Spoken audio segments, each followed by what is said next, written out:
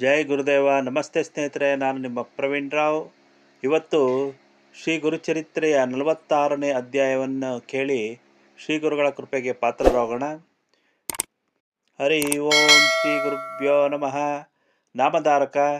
ಹಿಪ್ಪರಿಗೆಯಲ್ಲಿದ್ದ ಗುರುಭಕ್ತರು ಒಂದು ಸಲ ಗುರುಗಳಿಗೆ ವಿನಂತಿಸಿಕೊಂಡು ಅವರನ್ನು ತಮ್ಮ ಊರಿಗೆ ಪಾದಪೂಜೆಗಾಗಿ ಕರೆದೊಯ್ದರು.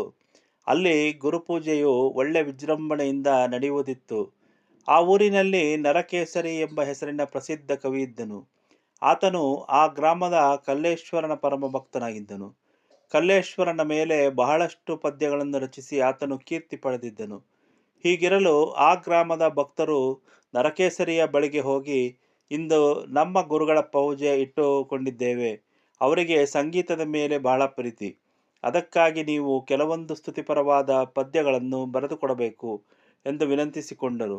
ಆದರೆ ನರಕೇಸರಿಯು, ನಾನು ಕಲ್ಲಿನಾಥನಿಗೆ ನನ್ನ ನಾಲಿಗೆಯನ್ನು ಅರ್ಪಣೆ ಮಾಡಿಬಿಟ್ಟಿದ್ದೇನೆ. ಅಂದ ಮೇಲೆ ಬೇರೆ ದೇವತೆಗಳನ್ನಾಗಲಿ ನರನನ್ನಾಗಲಿ ಸ್ತುತಿಸಿ ಬರೆಯುವುದು ನನ್ನಿಂದಾಗದು ಎಂದು ನಿಷ್ಠೂರವಾಗಿ ಹೇಳಿ ಕಳಿಸಿಬಿಟ್ಟರು. ಈ ಸಮಾಚಾರವು ಗುರುಗಳಿಗೆ ಗೊತ್ತಾಯಿತು. ಅಂದು ಪೂಜೆಗೆಂದು ಕಲ್ಲೇಶ್ವರನ ಗುಡಿಗೆ ಹೋದಾಗ ನರಕೇಸರಿಗೆ ಒಮ್ಮಿಂದೊಮ್ಮೆಲೆ ನಿದ್ರೆ ಆವರಿಸಿತು. ನಿದ್ರೆಯಲ್ಲಿ ಆತನಿಗೆ ಗುರುಗಳು ಕಲ್ಲೇಶ್ವರನ ಮೇಲೆ ಕುಳಿತಿರುವಂತೆಯೂ ತಾನು ಅವರ ಪೂಜೆ ಮಾಡುತ್ತಿರುವಂತೆಯೂ ಸ್ವಪ್ನ ಕಂಡನು. ಸ್ವಪ್ನದಲ್ಲಿ ಗುರುಗಳು ಆತನಿಗೆ, ನಾವು ಮನುಷ್ಯರು ಅಂದ ಮೇಲೆ ವಿನಾಕಾರಣ ನಮ್ಮನ್ನೇಕೆ ಪೂಜಿಸುವೆ ಎಂದು ಕೇಳಿದಂತಾಯಿತು. ನರಕೇಸರಿಗೆ ತಟ್ಟನೆ ಎಚ್ಚರವಾಯಿತು.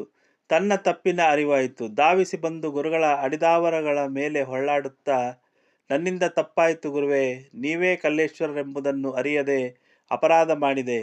ದಯವಿಟ್ಟು ನನ್ನನ್ನು ಕ್ಷಮಿಸಿ, ನಿಮ್ಮ ಶಿಷ್ಯವರ್ಗದಲ್ಲಿ ಸೇರಿಸಿಕೊಳ್ಳುವ ಕೃಪೆ ಮಾಡಬೇಕು ಎಂದು ಪ್ರಾರ್ಥಿಸಿಕೊಳ್ಳತೊಡಗಿದನು.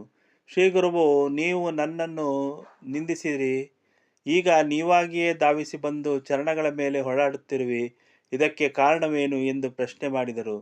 ಆಗ ಆತನು, ಗುರುವೇ, ಈ ದಿವಸ ಪೂಜೆಗೆಂದು ಕಲ್ಲೇಶ್ವರನ ಗುಡಿಗೆ ಹೋದಾಗ ಲಿಂಗಸ್ಥಾನದಲ್ಲಿಯೇ ನಿಮ್ಮನ್ನು ನೋಡಿದನು. ನೀವೇ ಪ್ರತ್ಯಕ್ಷ ಕಲ್ಲೇಶ್ವರರೆಂದು ನನಗೀಗ ಜ್ಞಾನೋದಯವಾಗಿದೆ. ಗುರುನಾಥ, ಇಂದಿಗೆ ನನ್ನ ಜನ್ಮ ಸಾರ್ಥಕವಾಯಿತು. ನನ್ನ ಕಲ್ಲೇಶ್ವರನು ನಾನಿದ್ದಲ್ಲಿಗೆ ಹುಡುಕಿಕೊಂಡು ಬಂದಿರುವಾಗ ನಿಮ್ಮ ಚರಣ ಸೇವೆಯಿಂದ ನಾನಿನ್ನು ದೂರಲಾಗಲಾರೆ ಎಂದು ಕಳಕಳಿಯಿಂದ ನುಡಿದನು. ಅದಕ್ಕೆ ಗುರುಗಳು, ನಿನ್ನ ಕಲ್ಲೇಶ್ವರನು ನಮಗೂ ಶ್ರೇಷ್ಠನೇ ಆಗಿದ್ದಾನೆ. ನೀನು ದಿನಾಲೂ ಆತನನ್ನು ಪೂಜೆ ಮಾಡು, ನಾನು ಆತನಲ್ಲಿಯೇ ಇದ್ದೇನೆ ಎಂದು ನುಡಿದರು. ಅದಕ್ಕೆ ನರಕೇಸರಿಯು, ಪ್ರತ್ಯಕ್ಷ ಪರಮಾತ್ಮನಿರುವಾಗ ನಿಮ್ಮನ್ನು ಬಿಟ್ಟು ಇನ್ನು ಮೇಲೆ ನಾನೇಕೆ ಆ ಕಲ್ಲೇಶ್ವರನನ್ನು ಪೂಜಿಸಲಿ?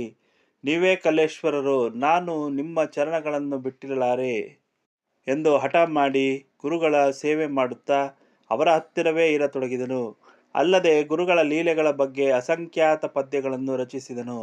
ಆತನ ಕೀರ್ತನೆಗಳು ಗುರುಗಳ ಕೀರ್ತಿಯನ್ನು ನಾಡಿಗೆಲ್ಲ ಬಿತ್ತರಿಸಿದನೆಂದು ನಾಮಧಾರಕನಿಗೆ ಸಿದ್ಧಮುನಿಯು ಹೇಳಿದನೆಂಬಲ್ಲಿಗೆ ಸಾರರೂಪ ಶ್ರೀ ಗುರುಚರಿತ್ರೆ 46ನೇ ಅಧ್ಯಾಯ ಮುಗಿಯಿತು. ಇಷ್ಟವಾದರೆ ಲೈಕ್ ಮಾಡಿ, ಕಮೆಂಟ್ ಮಾಡಿ, ಸಾಧ್ಯವಾದಷ್ಟು ಶೇರ್ ಮಾಡಿ. ಧನ್ಯವಾದಗಳು.